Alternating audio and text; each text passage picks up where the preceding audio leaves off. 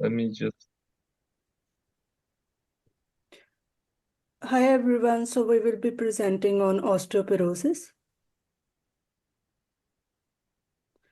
Osteoporosis is a bone disease which is caused by a decrease in the formation of bone, an increase in bone resorption resulting in loss of bone density. And it is also called silent disease because in early stages the person shows no signs or symptoms that are apparent. So there are two types of osteoporosis. The primary osteoporosis involves endocrine system that affects postmenopausal women due to hormonal disturbance and depletion of estrogen after menopause. And secondary osteoporosis involves bone loss resulting from certain medical conditions, disorders, or treatments that interfere with bone mass. So age, race, and sex predilection. Individuals older than 60 years old are commonly affected. Race, it's usually white or Asian people. It is more common in female than males. So location, this condition leads to bone fracture, especially of the hip, wrist, and spine. Hip fracture from a fall is considered the most serious. A relationship also exists between reduced bone mineral density due to osteoporosis and oral bone loss. So for the clinical features, it is called fragility fractures. So as Natalia mentioned before, the most commonly fractured bones associated with osteoporosis are hips, like spine as well, wrist and shoulders. Those fractures are called fragility fractures and are often the first clinical manifestation of osteoporosis patients without or prior diagnosis, and are typically prompt the initiation for the diagnosis process. But the height lost for those individuals with a previous diagnosis of osteoporosis, monitoring height is standard practice. A loss of 2 centimeters or more in 1 year can indicate a compression fracture of the spine, which might otherwise go undetected if those fractures are symptomatic. Back pain that could be associated as well with compression fractures or symptomatic compression fractures. Spine fractures can be managed conservatively, so that's just pain management and physical therapy, or through minimal invasive treatment as vertebroplasty, which is a treatment where there is an injection of medical grade cement to stabilize the fracture, and kyphosis, which is a common clinical sign of osteoporosis patients, and it is often related to a spine fracture as well. It's a clinical appearance known as Dower's hump and may be treated surgically with kyphoplasty when the kyphosis is like really pronounced and causing mechanical strain and increasing the risk of future fractures. So the radiographic features, sorry. This is a reduced bone density that is evident on radiographs and is decreased cortical thickness and loss of the bony trabecula in the early stages of osteoporosis. Commonly evaluated bones for sign of osteoporosis include the vertebra of the spine, the proximal areas of the femur, and the tibial bones. However, the diagnosis or how to do the diagnosis will be mentioned in the next slides. And the vertebral osteoporosis manifestation is also called as ghost vertebra because of loss of density in the spine. So for the diagnosis, the first here, we're going to be talking about the bone mineral density or dual energy X-ray absorptiometry scan. It measures the bone density in the wrist, the hip, and the spine. It's an early detection tool. It is the gold standard for bone density testing. It uses a T-score to assess the risk So for normal bone, it ranges from +1 to -1. And for osteopenia, the T-score is -1 to 2.5. While osteoporosis, it's more than -2.5, as you can see from the diagram here. So the other way that we can diagnose is the clinical assessment, which is the physician evaluation of the risk factor, e.g. Age, gender, family history, previous fractures, smoking, medication use, and for medication like bisphosphonate to be exact. And for a physical exam, it has to do with like the checking for the loss of weight and height and change in the posture, like we said before, balance in gait and muscle strength, sorry. And then you can get a blood test done to check for conditions like vitamin D deficiency, just to rule that out. And for prognosis, osteoporosis prognosis are good if detected early and treated early. It doesn't remove osteoporosis altogether, but it decreases the rate of progression or maybe eliminates progression.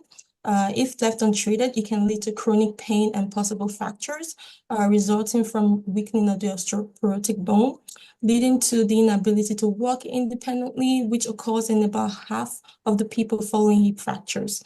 Risk can be decreased by using bisphosphonate, a diet rich in calcium, and exercise. This requires a consultation from the healthcare provider to tell you like the rate and the extent of exercise that can be done at this stage.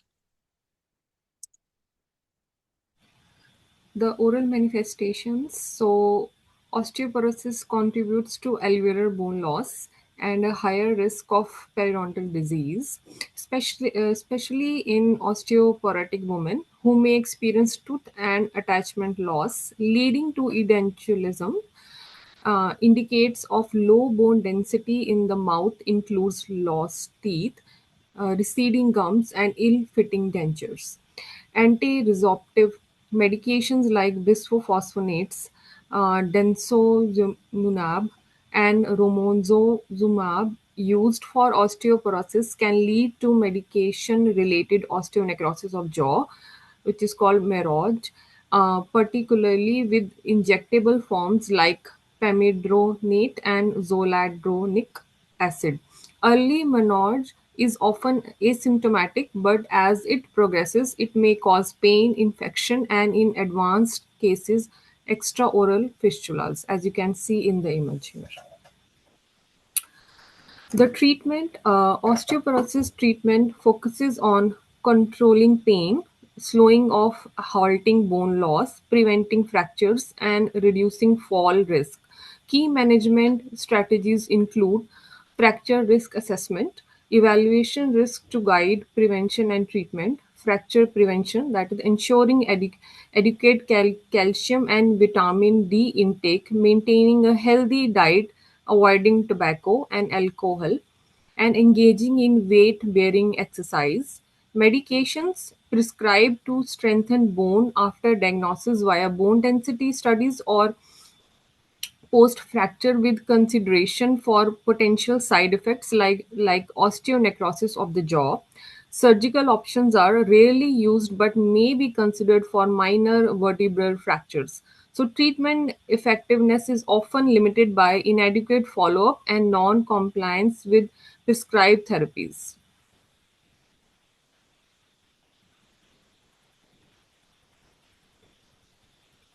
So next is the dental hygiene process of care. In the first phase is the assessment phase. The dental hygienist should ask following questions like, have you had a bone density test? And have you been diagnosed with osteopenia or osteoporosis? And what kind and how long clients have been taking the anti-resorptive agents? And have you ever taken bisphosphonates or denosumab? Was it taken orally or intravenously? Diagnosis. Nutritional status should be evaluated for older adults. Dental hygienists should ask patients for one-day diet diary as a part of health history information to detect any deficiencies in food intake and related patterns that affect oral health and nutrition. Examining the oral cavity for signs of osteonecrosis affecting the bone of the jaws. As advanced bone loss could be an undiagnosed case of osteoporosis. Loose teeth should be examined, and as osteoporosis could lead to the breakdown of the two supporting structures. X-ray can also be examined for reduced bone levels.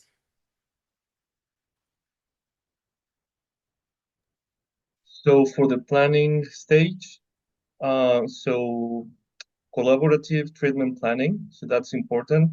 During the planning phase, it is important to communicate with the patient's main responsible physician in order to avoid performing any contraindicated treatments.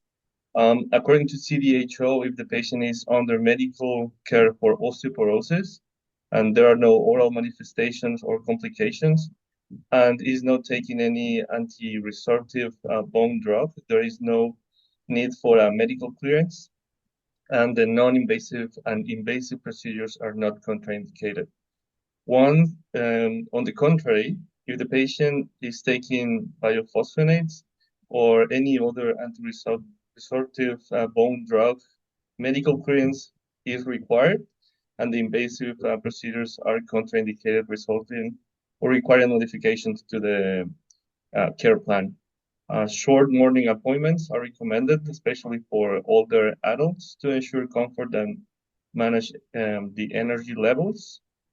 So the patient positioning and safety, it is during the planning stage, we should allow extra time for proper positioning and provide cushioning to reduce fall risks, and comprehensive care review. This is like regularly review the care plan and educate the patients on health promotion and follow-up scheduling. So for implementation, first of all,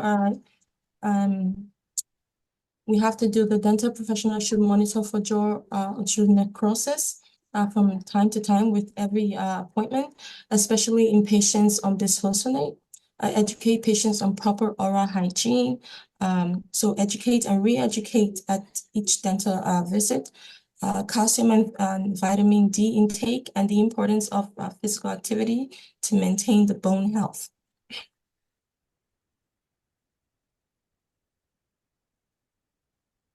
So for the evaluation, in the evaluation stage, the clinician should assess the effectiveness of the intervention and if all contraindication to the treatment were managed appropriately. Monitor for signs of delaying healing and unusual pain after dental procedure. Ensure healing is progressing normally after treatment. Reassess patient bone health and any side effects of medications, especially if there was a concern with osteonecrosis of the jaw. Encourage clients regarding the importance of regular bone density screening. So first is paranomic X-rays. We can detect reduced bone density and thinning of cortical bone. The other is cone beam CT, CBCT, evaluate trabecular bone pattern and structural integrity. Other is bone density measurement that Terry told in the previous slide. Other is dual energy X-ray absorptiometry, DEXA, systemic bone density screening, quantitative CT, localized jawbone density measurement. In addition, regular follow-up with the physician is of utmost importance. Here we have a video about osteoporosis. Osteoporosis is a bone disease that causes more than 8.9 million broken bones worldwide across men and women every year, resulting in an osteoporotic bone break every 3 seconds. Osteoporosis is a medical condition that weakens bones and makes them more likely to break. They can become so fragile that in serious cases, a strong sneeze or minor bumps can cause them to break. Wondering why you haven't heard more about osteoporosis? Well, one reason could be that it is known as a silent disease because you can't see or feel bone loss, so it goes unnoticed until the first bone break occurs. Both men and women are at risk of osteoporosis. Postmenopausal women are at a higher risk. After an initial fracture, these women are 5 times more likely to suffer another bone break within a year. The World Health Organization, WHO, has considered osteoporosis to be of increasing importance. Many women remain untreated within 6 months after an osteoporosis-related fracture. It's important to be aware of the risk factors associated with osteoporosis in order to understand if you could be affected. Here are a few to consider. Previous bone break as an adult. Advanced age. Low bone mineral density. Parental history of hip fracture. Low body weight. Smoking. You've likely heard that vitamin D, calcium, and weight-bearing exercise can help keep bones healthy. It's true, but for people with osteoporosis, it may not be enough to protect against a fracture. Osteoporosis and broken bones are not a normal part of aging. If you are a postmenopausal woman, you may be at risk for osteoporosis. It's important to talk to your doctor about a bone health plan. So that's the end of our video, and thank you for listening. And if you have any questions, please just send a message. Thank you.